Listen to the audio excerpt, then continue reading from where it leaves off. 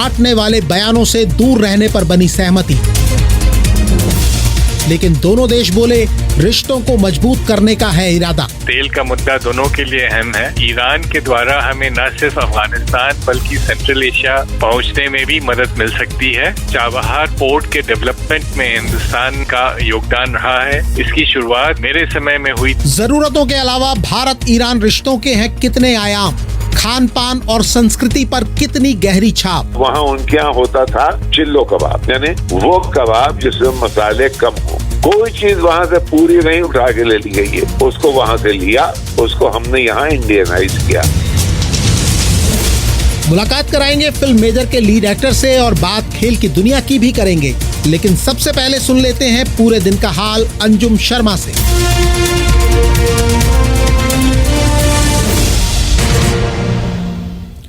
भारत के निर्वाचन आयोग ने देश में राष्ट्रपति चुनाव की तारीखों की घोषणा कर दी है। 18 जुलाई 2022 को देश के 15वें राष्ट्रपति के लिए मतदान होगा और 21 जुलाई को देश के नए राष्ट्रपति की घोषणा होगी। यूक्रेन के रक्षा मंत्री ओलेक्सी रेजनिकोव ने कहा है कि यूक्रेन रूस संघर्ष में रोजाना 100 यूक्रेनी सैनिक मारे जा रहे हैं और 500 से अधिक सैनिक घायल हो रहे हैं। उन्होंने कहा कि स्थिति ये बहुत कठिन है, लेकिन रूस को भी बड़ी संख्या में नुकसान हो रहा है। रेजनिकोव ने कहा है कि पोलैंड के दिए हॉवित्जर अब युद्ध के लिए तैयार हैं, लेकिन अभी भी भारी हथियारों की सख्त जरूरत है। पोलैंड के राष्ट्रपति ने रूस के राष्ट्रपति पुतिन से बातचीत जारी रखने के लिए फ्रांस और जर्मनी के नेताओं की आलोचना की है। जर्मनी की बिल्ड मैगजीन को दिए इंटरव्यू में आंद्रेजेस डूडा ने कहा कि बातचीत का इसका कोई फायदा नहीं है। उन्होंने पूछा कि क्या किसी ने द्वितीय विश्व युद्ध के दौरान एडोल्फ हिटलर के साथ इस तरह की बात की थी। ठीक उसी तरह पुतिन से भी बातचीत नहीं होनी चाहिए। अंतर्राष्ट्रीय परमाणु ऊर्जा एजेंसी संस्था के प्रमुख राफेल ग्रोसी ने कहा है कि ईरान ने एक पत्र भेजकर सूचना दी है कि वो परमाणु गतिविधियों पर नजर रखने वाले 20 से ज्यादा निगरानी कैमरों और मॉनिटरिंग चीजों को हटाने की योजना बना रहा है। आईएईए प्रमुख राफेल ग्रोसी ने प्रेस कॉन्फ्रेंस में कहा, in Iran, apart from an online and routine monitoring system that we have over there.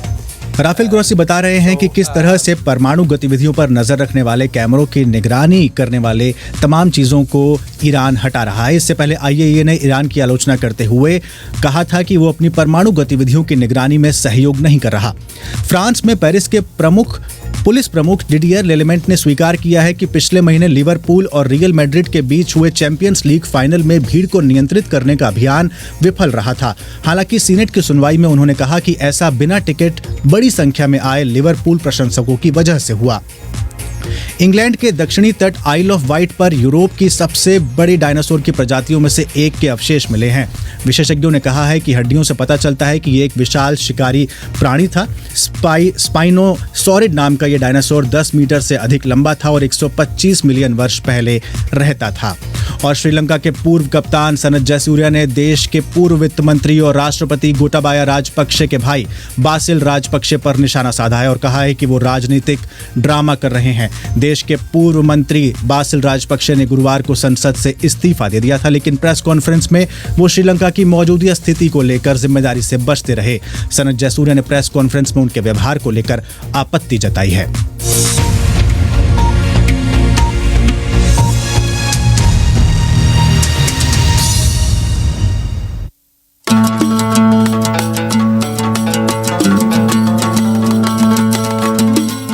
नमस्कार, बीबीसी हिंदी का पॉडकास्ट दिन भर पूरा दिन पूरी खबर सुन रहे हैं आप इसे बीबीसी हिंदी के फेसबुक और यूट्यूब चैनल पर लाइव सुन रहे हैं।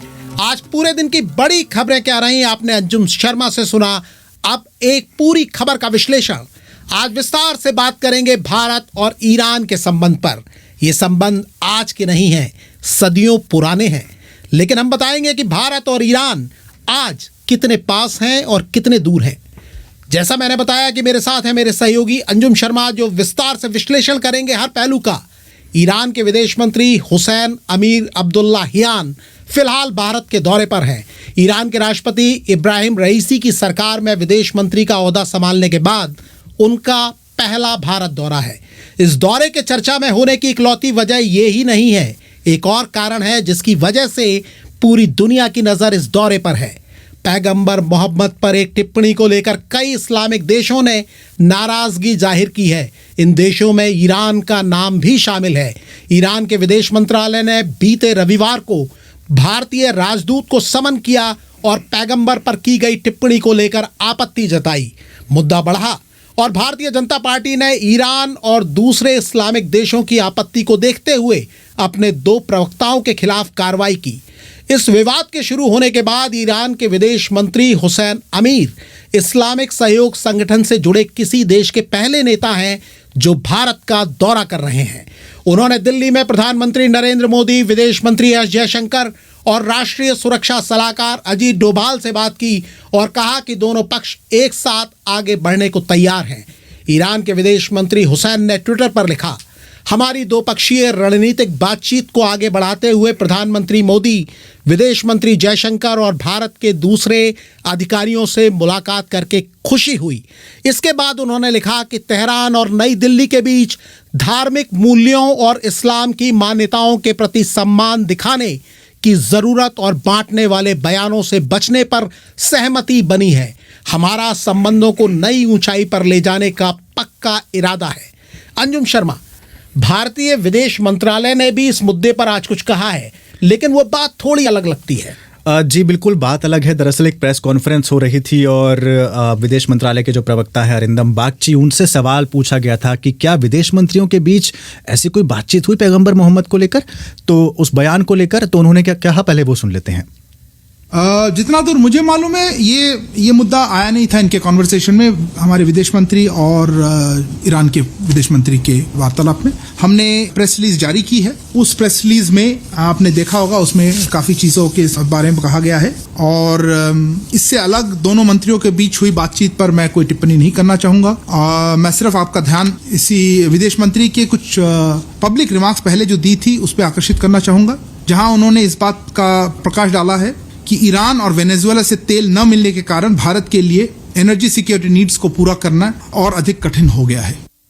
तो विदेश मंत्रालय के प्रवक्ता वात्सल्य, आपने सुना, कह रहे थे कि उस मुद्दे पर तो बातचीत नहीं हुई, लेकिन तेल के मुद्दे पर जरूर कुछ हुआ। हाँ, वही मैं आपसे समझना चाह रहा था कि ये जो मुलाकातें हुई हैं, कल वो यहाँ थे, कई लोगों से मिले, प्रधानमंत्री से मिले, विदेश मंत्री से मिले, तो इन मुलाकातों में बातें तो कुछ और भी हुई होंगी। जरा वो बताइए क्या बातें और बातें भी हुई हैं, लेकिन एक बात बहुत जरूरी है यहाँ बताना अपने तमाम लिसनर्स को कि जो विवादित बयान था उसका मुद्दा अजीत डोभाल के सामने जरूर उठा था और जो प्रतिक्रिया भारत की ओर से मिली उससे अब्दुल्लाहियान जो हैं काफी संतुष्ट हैं। उन्होंने इसको लेकर फारसी में एक बयान भी जारी किया। दूसरा, साल 2019 से पहले तक ईरान जो है भारत का तीसरा सबसे बड़ा तेल आपूर्तिकर्ता देश था, लेकिन आपको पता होगा कि अमेरिका ने प्रतिबंध जब लगाए तो भारत ने ईरान से तेल खरीदना धीरे धीरे जो है वो बंद कर दिया।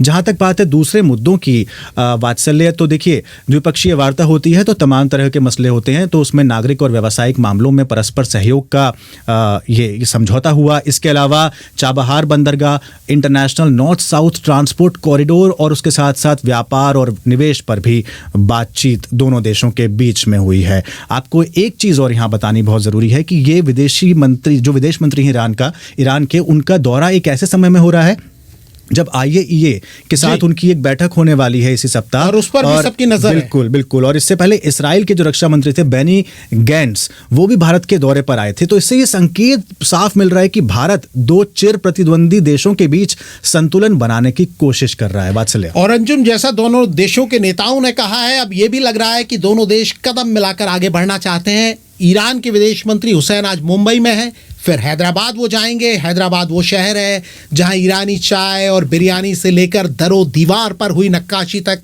ईरान की एक अलग छाप दिखती है। हम इसकी भी बात करेंगे, लेकिन पहले समझते हैं कि ईरान भारत के लिए क्यों और कितना ज़रूरी है।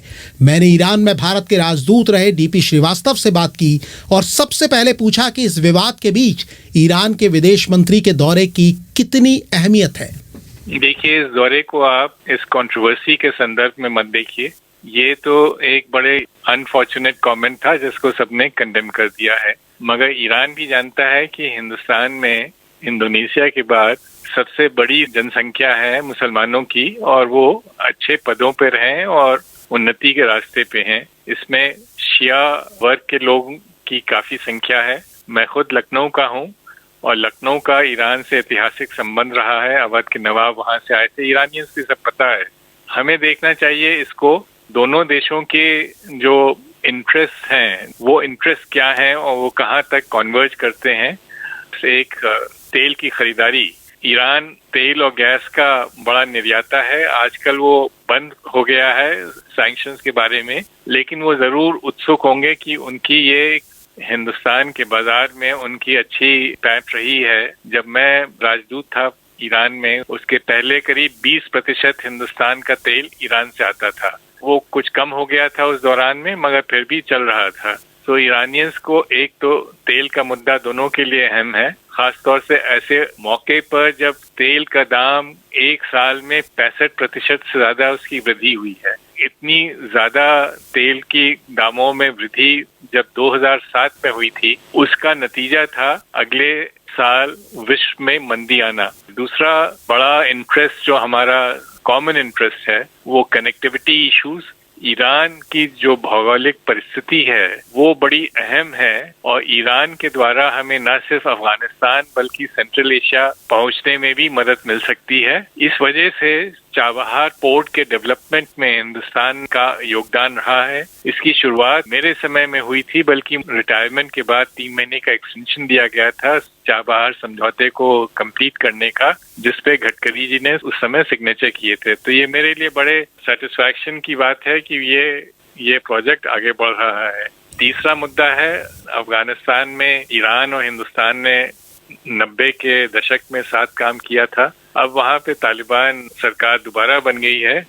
हम दोनों मुल्कों का एक इंटरेस्ट है कि वहाँ की स्थिति को जरा स्टेबलाइज किया जाए, और हिंदुस्तान ने काफी जो ह्यूमैनिटेरियन असिस्टेंस जो दे रहा है अफगानिस्तान को, उसमें से कुछ ईरान के रास्ते से भी गई है। रही आखिर वो सैंक्शंस की बात, तो ये ईरान के हित में है और हमारे हित में भी है कि ईरान पे जो सैंक्शंस हैं वो जल्दी से जल्दी उठ जाएं।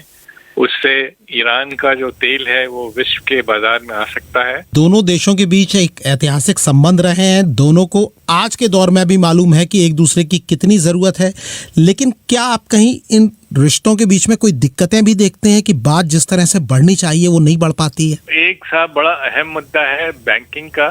हिंदुस्तान के जिसने व्यापार और तेल के आयात में इसकी वजह से रुकावट आई है, और इससे जरूर ये रहा है उनको ईरानियंस को कि हिंदुस्तान शायद और कर सकता था, लेकिन हमारे यहाँ भी मजबूरियां हैं क्योंकि बहुत सी बैंक्स और प्राइवेट कंपनीज हैं, उस पर सरकार का कोई डायरेक्ट नियंत्रण तो होता नहीं है। दूसरी, ईरान पे जो प्रतिबंध लगे हैं उससे लिंक्ड है, और अगर ये प्रतिबंध उठेंगे तो इस समस्या का समाधान हो जाएगा। कभी कभी ऐसा लगता है कि शायद दोनों देशों का जो मध्य पूर्व और पाकिस्तान के बारे में रवैया है उसमें थोड़ा सा फर्क है, लेकिन उसमें ये तो दोनों के जो जियोपॉलिटिकल कॉन्टेक्स्ट है उसमें कोई अजीब चीज नहीं है।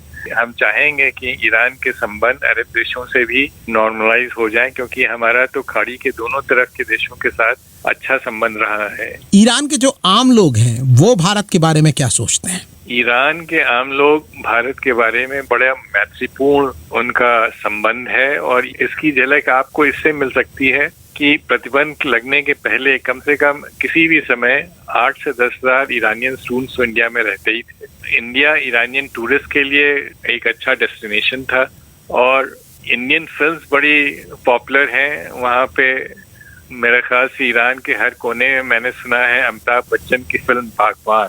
शायद हिंदुस्तान में वो इतनी पॉपुलर ना हो, मगर ईरान में रिमोटेस्ट एरियाज में भी लोगों को पता है।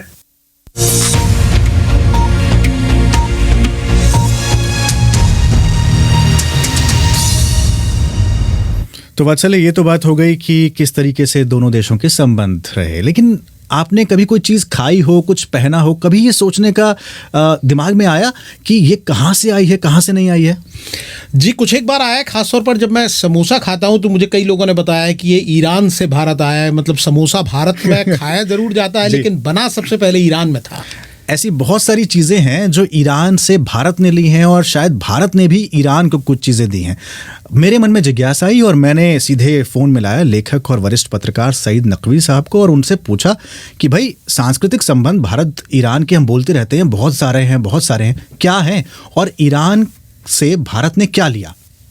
गवर्नेंस, कल्चरल इन्फ्लुएंसेस, फूड, पहनावा, ये सब चीजें ज्यादातर ईरान से आई। रिलीजियस रिफॉर्म और रिलीजियस रिफॉर्म का लिबास अरब से आया। ये दो चीजें अगर समझ लें तो बहुत सी चीजें क्लैरिफाई हो जाएंगी। जब 1973 अरब क्वाड्रुपलिंग ऑफ ऑयल प्राइसेस के बाद उनका गल्फ स्टेट्स का असर यहाँ पहुंचने लगा, लोग वहां नौकरी करने लगे और वो पैजामा पहनने लगे जो कि टिकने के ऊपर हो, ये सब जो है ये रीसेंट है। और जो खुदा हाफिज की जगह अल्लाह हाफिज होने लगा, ये सब बहुत ही रीसेंट है।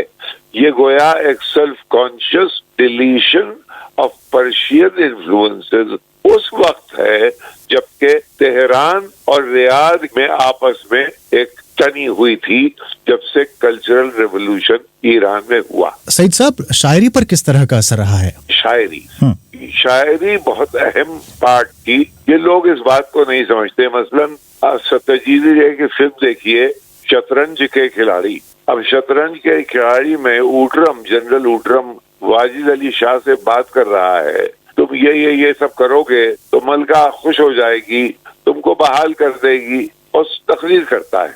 बहुत ही इनोसेंटली वाजिद अली शाह पूछता है कि क्या आपकी मलका हुकूमत के अलावा कुछ और भी करती हैं? कहने का मतलब यह है कि यहाँ हुकूमत के साथ साथ cultural contribution, cultural participation, poetry में और संगीत में और रक्स में, ये सब इतना कंप्लीट रहा।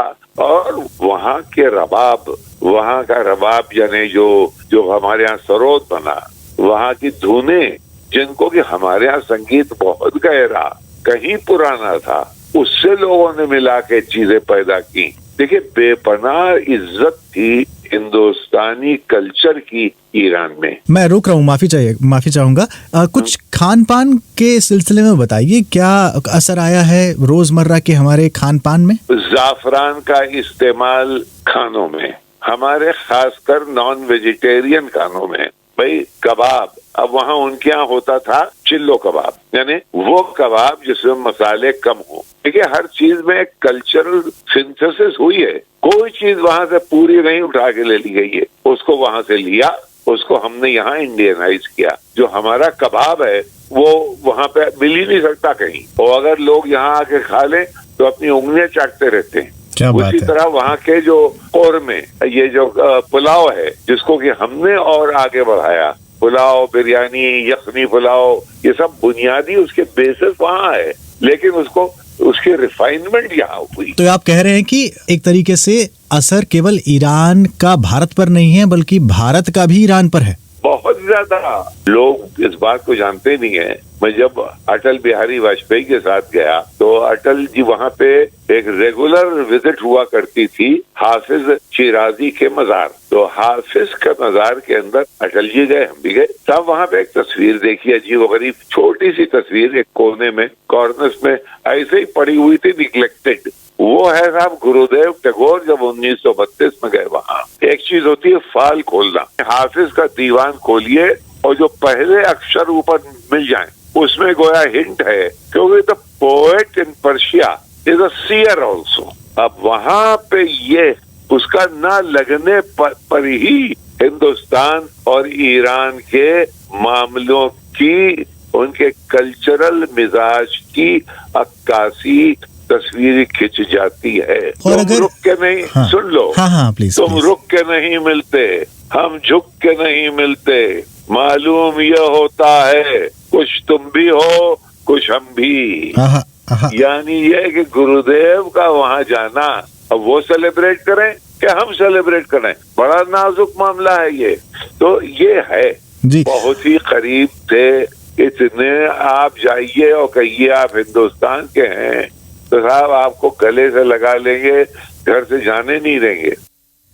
ये बीबीसी हिंदी का पॉडकास्ट दिन भर पूरा दिन पूरी खबर है। इस कार्यक्रम को आप फेसबुक और यूट्यूब पर लाइव सुन रहे हैं। कार्यक्रम में आगे मुलाकात कराएंगे हाल में रिलीज हुई फिल्म मेजर के प्रमुख कलाकारों से। भारत और दक्षिण अफ्रीका के बीच मैच खेला जा रहा है, इस पर भी बात करेंगे और मशहूर पेंटर एमएफ हुसैन की जिंदगी से जुड़े किस्से भी सुनाएंगे। लेकिन उसके पहले मैं देख रहा हूं कि अंजुम शर्मा की नजरें टिकी हुई हैं तमाम कमेंट्स पर जो कार्यक्रम सुनने वाले लोग लगातार कर रहे हैं। जी अंजुम, क्या लिख रहे हैं लोग? वात्सल्य मनोहर चमोली मनु लिख रहे हैं कि ईरान हमारा सांस्कृतिक, सामाजिक, व्यापारिक मित्र था, है और रहेगा। तो यानी लोग मान रहे हैं, मतलब इस कार्यक्रम को देखने के बाद वो और तारीफ कर रहे हैं कि ये ऐसे चलता रहना चाहिए। जी, आपने जैसा बातचीत की अभी जिस तरीके से नकवी साहब से, तो उससे तो लगा कितनी गहरी जड़ें हैं। और सौम्या पाठक लिख रही हैं कि new BBC is better than before, यानी इनको पसंद आ रही है ये प्रस्तुति, जिस तरह से बदलाव हुआ है। गुलफाम हाशमी हमें सुन रहे हैं कतर से और वो कह रहे हैं कि भरोसा किया जाता है बीबीसी पर, इसीलिए हम लगातार आपको सुनते हैं। और इसी तरीके से डीके परमार कह रहे हैं कि ईरान के साथ साथ इराक का भी जिक्र करते तो और अच्छा होता। तो परमार साहब, इराक और भारत के संबंधों पर हम अलग से इसी तरीके से पूरा दिन पूरी खबर लेके आएंगे और आपको विस्तार से समझाएंगे। वात्सल्य, पेंटिंग्स का कितना शौक है आपको? जी, देखने का तो है, बनाने का बिल्कुल नहीं। एमएफ हुसैन की कोई पेंटिंग कभी देखी हो? कुछ ऐसा बहुत देखी है, कई तमाम सारी पेंटिंग्स भी देखी हैं, गजगामनी फिल्म भी देखी है, वो पेंट करते हुए भी उनको देखा है, किस्से भी बहुत सुने। क्या बात है, ऐसे ही एक किस्सा है। आज दरअसल तारीख है 9 जून, तो 9 जून 2011 को एमएफ हुसैन का जो है देहांत हुआ था, उनकी मृत्यु हुई थी। भारत के पिकासो कहे जाते हैं मकबूल फिदा हुसैन। तो बीबीसी हिंदी सेवा के जो संपादक हैं राजेश प्रियदर्शी, कई बार उनसे उनका मिलना हुआ। एमएफ हुसैन से जब वो मिले तो खास तरह की एक शैली उनको याद आती है एमएफ हुसैन की। तो आज मैंने उनको यही पूछा कि जब आप मिले थे तो कुछ बताइए एमएफ हुसैन के बारे में हमको।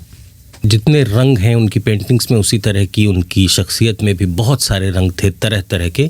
बहुत गर्मजोशी से मिलते थे, बहुत ही पॉजिटिव एनर्जी उनसे महसूस होती थी। मेरी उनसे 2-3 बार मुलाकात हुई और जिस तरह का किस्सा मैं आपको सुना रहा हूँ, ऐसे किस्से बहुत सारे लोगों के पास होंगे, क्योंकि वो लोगों से बहुत अच्छी तरह मिलते जुलते थे, गपशप करते थे। और मुझे याद है कि जब मैंने उनके घर की घंटी बजाई और दरवाज़ा खुला, उस समय वो 90 साल के करीब उनकी उम्र होगी और उन्होंने जिस तरह से हाथ मिलाया मुझसे, एक तरह से मेरे कंधों तक झटका आया वो जो एनर्जी थी। और वो सीढ़ी लगाकर एक ऊंची पेंटिंग, उनके घर की सीलिंग करीब 15 फुट ऊंची होगी और एक बड़े कैनवस पर वो पेंटिंग कर रहे थे।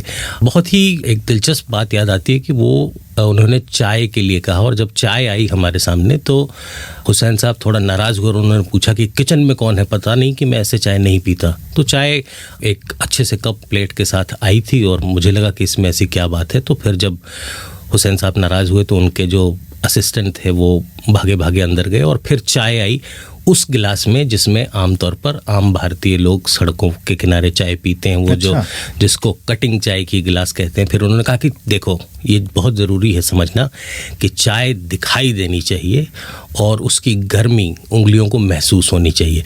जो कुछ चीज़ें मुझे हमेशा याद रह गई, उसमें से एक चीज़ है जो मैंने नोटिस की, उनके घर में जितने स्विच बोर्ड थे उनमें सैकड़ों तरह के रंगों के उनकी उंगलियों के निशान थे हुसैन के, और वो अलग ही दिखते थे क्योंकि कई साल तक वो उन स्विचेस को ऑन ऑफ करते रहे होंगे जिस पर उनकी रंग बिरंगी उंगलियों के निशान थे। और उनकी नाखूनों में बहुत सारा रंग लगा होता था, ऊपर की तरफ भी और अंदर भी।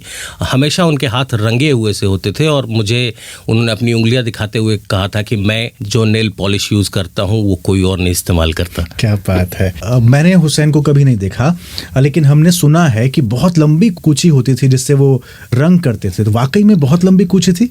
एक कूची तो उनके पास बहुत मज़ेदार थी, वो केवल दिखाने के लिए होती थी। जब मैं बैठा उनके साथ इंटरव्यू करने तो उन्होंने वो एक कूची अपने हाथ में पकड़ ली, बिल्कुल लाठी के साइज़ की कूची जिसके आगे ब्रश था वो।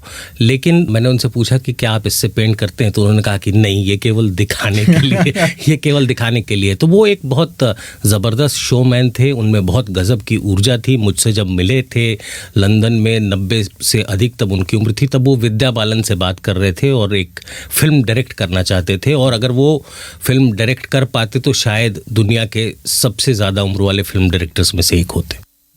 अंजुम शर्मा, एक सवाल आपसे, मेजर संदीप उन्नी कृष्णन याद है ना आपको? अरे, अभी फिल्म की बात हो रही थी, आपने अचानक फिल्म का नाम ले लिया। आप हम लोग फिल्म पर बात करने वाले हैं, शायद आप जी, इसलिए मुझसे बिल्कुल। पूछने वाले हैं ना ये? नवंबर 2008 में मुंबई में जो चरमपंथी हमला हुआ था, मेजर संदीप तब एनएसजी की ब्लैक कैट कमांडो फोर्स में थे और मैं आपको बता दूं 31 साल के थे सिर्फ। कमांडो कार्रवाई के दौरान उनकी मौत हो गई। उन पर एक फिल्म बनी है मेजर। इसके प्रमुख कलाकार हैं अदिति शेष। उनसे हमारी सहयोगी सुप्रिया सोगले ने खास बात की है। बॉर्डर पार करके पाकिस्तान ऑक्युपाइड कश्मीर क्यों गए संदीप? ये हमारी तरफ है और वो उनकी। हमारा ही तो है सर। कब इस कहानी के साथ जुड़े, आपने डिसाइड किया कि मैं इस पे कहानी बनाना चाहता हूँ, पेश करना चाहता हूँ लोगों के साथ? बैंगलोर में every second road is named Sandeep मार्ग। हैदराबाद में स्कूल्स में मेजर संदीप को चैप्टर की तरह सिखाते हैं टेक्स्ट बुक्स में। तो major Sandeep is India's hero. बेटा ये NDA army. When I saw the attack obviously सब शॉक थे, सब ऐसे ही देख रहे थे 2 दिन टीवी। सेकेंड डे के एंड में मेजर संदीप का फोटो आया। मैं हैरान हो गया कि ये कौन है जो बड़ा भाई लगते हैं मेरे। National security guard commando save 200 people और वो शहीद हो गए। How old? 31 साल के। क्या बात है यार, हाउ डिड दिस हैपन? जब अशोक चक्र मिला, अलग अलग नए नए फैक्ट्स उनके बारे में they started coming out in the media. Family से कोई इंटरव्यू, फैमिली अंकल आंटी के साथ, तो मैं धीरे धीरे वो कलेक्ट करने लगा। आई कुड से कि मैं उनका फ़ैन बन गया। नो, सलमान सर के फ़ैन होते हैं, आमिर सर के फ़ैन होते हैं, मैं मेजर संदीप का fan. Once I got my own पहचान, माई ओन आइडेंटिटी, मुझे लगा यार अब वक्त आ गया कि उनके बारे में मैं जो जानता हूँ, सिर्फ ये नहीं कि उन्होंने लोगों को बचाया, सिर्फ ये नहीं कि उनका साहस क्या है, सिर्फ ये नहीं कि उनको अशोक चक्र मिला, बट उससे पहले जो 31 ईयर्स हैं, हाउ ब्यूटीफुल इट इज़। जो ये आखिरी 36 घंटे से कहीं ज़्यादा ब्यूटीफुल। मैं चाहता था कि लोगों को पता चले उसके बारे में। मेजर संदीप जी की बहुत सारे वर्जन होंगे, क्योंकि हम जब किसी इंसान से मिलते हैं सबका अपना अपना वर्जन होता है। आप किस वर्जन पे आप फोकस रहा और किस तरह से आपने वो कहानी लिखी? पब्लिक का ये मानना है कि शायद उनको पता नहीं, शायद मेजर संदीप एकदम कड़क, सीरियस, हमेशा स्ट्रेट बात करते करते होंगे। इनफैक्ट जब मैंने अम्मा से पूछा कि वो कैसे हुआ करते थे, he is always laughing, smiling. उनको एक्शन फिल्म्स पसंद थे, दोस्त सब उनको प्यार से सैंडी बुलाते थे। स्कूल में, कॉलेज में लड़कियां सब फिदा थे उन पर। So is a very fun loving man. जो सुपर सोल्जर है, you know, he is more than Captain America, is India's major Sandeep. The first 35 minutes of the film, माँ पापा, स्कूल में क्रश, दोस्तों के साथ क्लास बंक करना, पिक्चर देखने जाओ थिएटर पे, शॉपिंग सेंटर में बैठे बैठे आइसक्रीम खाओ, ये सब कर रहे हैं। तो शायद फर्स्ट 35 मिनट्स देखते देखते लोग ये सोचेंगे यार क्या मैं जाने तो या जाने ना देख रहा हूँ, मतलब मैं कोई ग्रेट इंसान को देखना चाह रहा था, क्या हो गया? धीरे धीरे from the 35th minute the story changes. धीरे धीरे पता चलने लगता है कि ये जो सिंपल सी चीज़ है ना, माँ के साथ बैठे बैठे खीर खाना, पिताजी के साथ बैठे बैठे टाइपराइटर के बारे में बात करना, all these things they influence his big decisions. जब वो कश्मीर में है, जब वो ताज के अंदर है, इट इन्फ्लुएंसेस हिज लाइफ। क्योंकि मैं चाहता हूँ कि लोगों को पता चले कि वो बॉय नेक्स्ट डोर हैं जिन्होंने बहुत एक्स्ट्रॉर्डनरी काम किया, जिसकी वजह से वो एक्स्ट्रॉर्डनरी बन गए। एक अच्छा पति बनने से ज्यादा संदीप कहीं ज्यादा जरूरी था एक सोल्जर बनना। बात एक जो हम नहीं जानते हैं वो सब हम जानेंगे। At the same time will have this idea of patriotism, the real patriotism will ignite. मेरे हिसाब से यार दिखावा वाला पेट्रियोटिज्म ये है कि आप बिलीव करते हो हमारा देश बाकी देशों से बेहतर है। असली देशभक्ति ये मेरे हिसाब से कि हम हमेशा ये सोचने लगे कि हम अपने देश के लिए क्या कर सकते हैं, उसको बेहतर कैसे बना सकते हैं। और and that is major, there is no greater example than major Sandeep, because he is today's Bhagat Singh, he is today's Gandhi ji. जब हम बच्चे थे हम गांधी जी, भगत सिंह के बारे में पढ़ते थे, और आज मेजर संदीप का चैप्टर बैंगलोर, हैदराबाद में सिखा रहे हैं, तो हमारे बच्चे और उनके बच्चे they will all read about major Sandeep Unnikrishnan, जैसे कि हमने भगत सिंह जी के बारे में। मेरे बेटे की कहानी सिर्फ उस अटैक के बारे में नहीं है।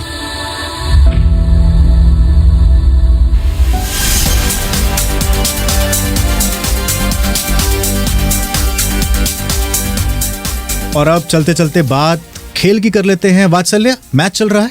आज से सीरीज शुरू हुई है। कुछ देर पहले ही ये मैच शुरू हुआ है भारत और साउथ अफ्रीका के बीच में, जिसमें दक्षिण अफ्रीका ने टॉस जीता, पहली गेंदबाजी का फैसला किया। भारतीय टीम की कप्तानी ऋषभ पंत कर रहे हैं। हालांकि इस सीरीज में रोहित शर्मा, विराट कोहली जैसे दिग्गज नहीं खेल रहे हैं। कप्तानी दी गई थी अंजुम शर्मा, केएल राहुल, लोकेश राहुल, जो बहुत अच्छी फॉर्म से आ रहे थे आईपीएल खेलने के बाद, लेकिन वो अचानक चोटिल हो गए। और ऋषभ पंत कप्तानी कर रहे हैं। धोनी के बाद बड़ी उम्मीदें उनसे हैं, विकेट कीपर कप्तान है। भारत की शुरुआत बड़ी अच्छी रही। ईशान किशन ने 76 रन बनाए, कुछ देर पहले आउट हुए। 48 गेंदों का सामना किया, 11 चौके 3 छक्के, जबरदस्त। ऋतुराज गायकवाड़ ने भी 23 रन की उपयोगी पारी खेली। श्रेयस अय्यर, ऋषभ पंत क्रीज पर आ चुके हैं कप्तान, अब उनके ऊपर पे है दारोमदार। तो दिन भर पूरा दिन पूरी खबर में आज इतना ही। इस पॉडकास्ट के एडिटर थे रेहान फजल और स्टूडियो मैनेजर थे तिलक राज भाटिया और राजेश चौहान। कल शाम 7:30 बजे फिर मुलाकात होगी। मुझे और अंजुम शर्मा को दें इजाजत। नमस्कार।